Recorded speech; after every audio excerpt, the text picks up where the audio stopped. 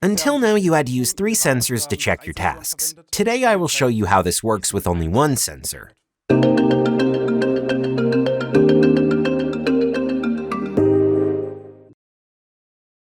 Imagine you are producing a product, for example, toothpaste. As part of production, you have to solve various inspection tasks. For example, you want to know where your product is on the conveyor belt. You would like to read the barcode or see if the tube is neatly sealed. Until now, you had to use different sensors for this. Today, I will show you how you can solve these inspection tasks with just 1 sensor. Here, you can see our 2D vision sensor VOS2000, a sensor with 1.2 megapixel resolution, integrated lighting, and integrated 8mm lens. We have 2 connections. One is a LAN port to connect the Ethernet line to communicate with the controller in the back. We support the protocols TCP/IP, Profinet, and Ethernet IP. And the other is our power supply. We also have the option to freely parameterize 3 inputs and outputs, for example, to perform job changes or to initiate triggers. In addition, we have 3 LEDs on top of the camera to indicate the states of the camera. Below, there is a rotary wheel to mechanically adjust the focus of the camera. We now start up the camera together. To do this, I place our sample, the toothpaste, under the camera. The VOS camera is now connected to my laptop. We use our vision configuration tool as software. As a customer, you can download the software free of charge from our homepage. There is also a corresponding emulator. Now we start with the setup, the commissioning. We always start with our Nexus tool. This is a part of the vision configuration tool. The Nexus tool is always the access point to get the camera up and running. Here you can directly see the camera I found that is available on my network, with the corresponding IP address and firmware. In this Nexus tool, I can also make many other settings, everything around the management. As an example, I can also visualize my camera via monitor mode or via iDisplay mode. That is, if an HMI, a monitor, is next to a machine, later next to the production line, I can visualize up to 4 cameras with these tools, monitor or iDisplay. I have now selected my camera, which is connected to my laptop. Now I connect to the camera,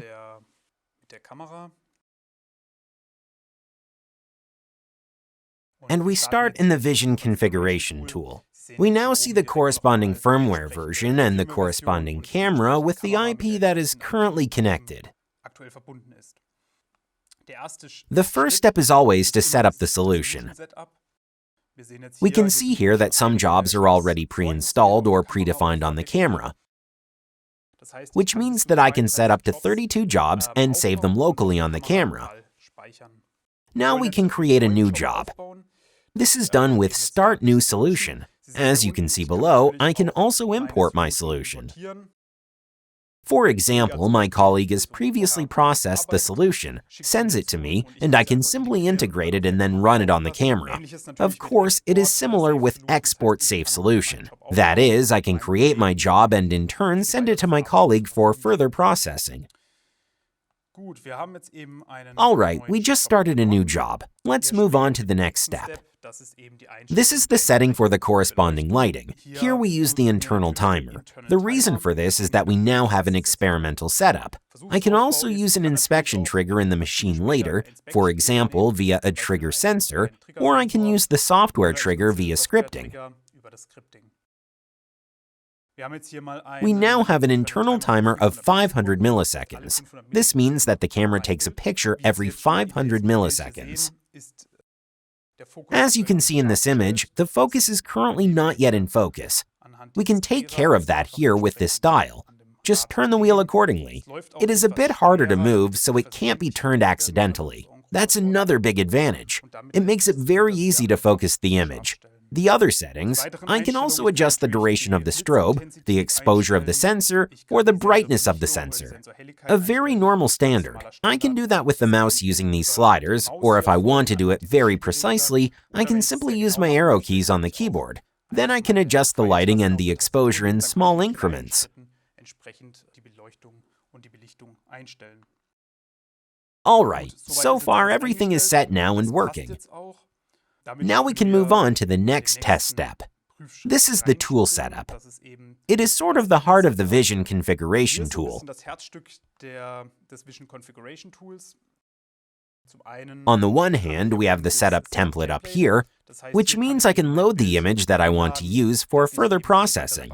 I can also save the corresponding images and make them available to my colleague. That's possible through this setting, and down here are the selected tools. This is a very important component. That means I have tools here, such as a match tool, a count tool for counting pixels, or an edge count tool for counting edges. Intensity tools, measurement tools, and code reading tools, for example, barcode reading, 2D code reading, and OCR reading, are all included in this toolbox. Further down there is also the possibility to use the Edit button. For example, if I have tools set and want to duplicate them, I can do that very easily and quickly with this Edit button. Or, of course, there is an eraser. If I accidentally do something wrong, I can simply delete and start over. We now have our test object here. This is the toothpaste tube, and we want to use this example to solve various tasks. A classic task would be, my toothpaste arrives on a conveyor belt, and I now would like to know where on the conveyor belt it is. For example, output XY coordinates. There are many possibilities that lead to the goal. Today, I want to show you a very simple one. We use our match tool. I simply click on it, and then I go into my image here. Now I decide, which feature is right for me? Which feature do I want to identify later in my image, and output the XY position of the feature? I have now simply decided to use this object here, and with a left click, I can just pull up a corresponding box. You see, two boxes open up. The outer box is my search field. This feature can be anywhere in this search field, and the smaller one, the blue-green one, defines my object, my feature that I'm teaching in now. Now I select the corresponding size, and if I right-click on my tool, I also get to the corresponding properties. So here, I can also make more complex settings for the respective tool. You can now see the match properties and the different options for the detailed setting of scoring, counting, rotation, XY, etc. I can use them or deactivate them. We will give it the name feature to have it named accordingly. Here you can now see the corresponding percentage outputs. That is, anything up to the value of 90 that I specify for the camera is still ideal for me. So, a match of the match tool up to 90% is fine for me. That's a pass. Anything below that would be a fail, and anything up to 100, of course, appropriately desired. I can log the whole thing here so nothing changes. We do exactly the same for X and Y. We will call it Feature X again in this case, and the second one will be Feature Y. Here also accordingly the release. The values I want to output go from 0 to 1280 pixels. This works. I can save that, and the same for Y, 0 to 960 pixels. I'll now go into the match tool itself to understand how it is set up. First of all, I can select Show Points. You can see that here. This gives me the center of my feature again. The corner gives me a rotation point accordingly. I have selected this one as well, and I can select how many features the camera should search in my test field. In our case, that would be 1.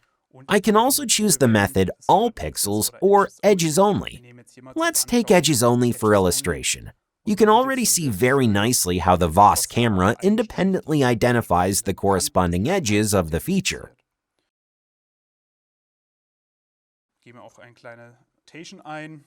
We also enter a bit of rotation so we have some flexibility. Required Score sets up the match tool. When I go to Apply, Those changes are applied, and now I have this first control tool, the Match tool, set up. I have identified my feature. To check everything, we can always jump into Run Solution. This is the green button at the top. There I can check live if my job is working properly. We jump in here and now we are live again. If I put my hand underneath it, you can see how the camera reacts. So what are we seeing here now? First of all, we have the inspection results, which means I can now see live how many times the camera looked for my inspection feature, how many times there was a pass, how many times there was a fail, how long the inspection time is, and what the trigger rate is that we are currently working with. I can see everything clearly here. Below, I get the output directly. The feature was detected 100%. The feature is now at 919 pixels in the X direction and 628 pixels in the Y direction. If I move a little bit here, I have to stay in the inspection area, of course. Then you can see that the feature is tracked, the corresponding pixel count changes, and the match value changes as well. So far, everything is fine. With that, we can now move on to the next task. Now that we have defined a job or a tool in which we know where our feature is located, we can use this feature as a locator, a so-called anchor point. All other downstream tools will then orient themselves to this locator. In the example, let's say we have our locator here, then we will define the center ones. This is our locator one as position and our pivot point. This is our locator one as the rotation point. You can also see that right here a tabular form opens accordingly in which the individual tools are listed one by one. This means I also have a nice overview of which tools are currently in use, and I can always get in here with a right click. So I don't necessarily have to search for the features in the image itself, but I can use this tabular form here as well. Now we have the locator set and want to use the next tool. This would be the barcode tool. Just select it and drag it over the barcode accordingly. The outer area is again my search field, and you can see that the barcode has already been recognized. By right-clicking on my tool, I can now jump back to the properties of the barcode. We can now name it barcode. I can search for a certain value and compare if this value is reached, or, what is very nice with the camera, with an asterisk, I can simply specify accordingly that it outputs every value read in via a code. If we go down a little further, we have our locator that we just taught in. That was locator 1. That's what the barcode tool is supposed to be based on now. We just want to search for a barcode and so on. So here I can make settings around the barcode. You can also go into the advanced settings and define exactly which code is it. Is it white on black or black on white? All this can be saved here. Now we go back into run mode and see the barcode is accordingly tracked and output. Everything is working fine. All right, one last tool I would like to show you. With this tool, I can check if the cap of the tube is on the tube. Is it on, is it loose, or is it not on at all? This is a classic checking task. Of course, there are many ways to accomplish this.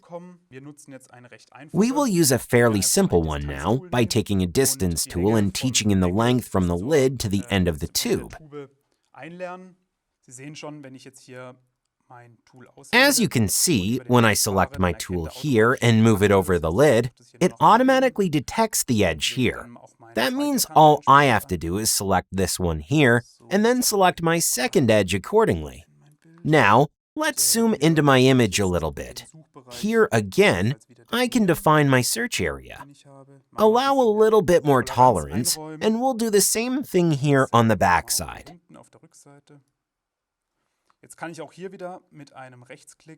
Now, again, I can right-click here to bring up the properties. We'll just call this length tube, and you can see the lower limits, the upper limits, and the ideal limits of the length in pixels. But I don't necessarily have to use pixels. I can also change the scaling to millimeters, for example. That is, I now know that the tube here is 177 millimeters long. We will simply teach that in accordingly, and we now define the lower value as 176 millimeters and the upper as 178. Then we have a little bit of tolerance in there. We save all of this, otherwise everything remains the same. You can see here, I can go back and vary deep here even if I want to. I can define very precisely what edge A is for me and what edge B is for me. You can do it all down to the smallest detail. Here we have a very good contrast, so we don't need that now. The tool finds everything by itself first. Then we will save that and just go back into our run solution. First, I have to drag the tube back into the image area. Right now it shows 176.99 as the length. That works for now. Accordingly, it outputs a pass value. If we now say we'll just take the lid off, the camera reads out a length of 171, well below our tolerance level. Accordingly, the camera outputs a fail and tells me, "Attention, something is wrong." The same thing can happen, of course, if the whole thing gets longer. In this case, the lid is not properly attached. Then we have another fail, here, 179. In this way, I can quickly and easily check whether my product has been produced correctly. Now let's briefly summarize again. What did we do? First, we connected the laptop to the camera. We adjusted the lighting and set up the tools. That means we now have 3 tools in use.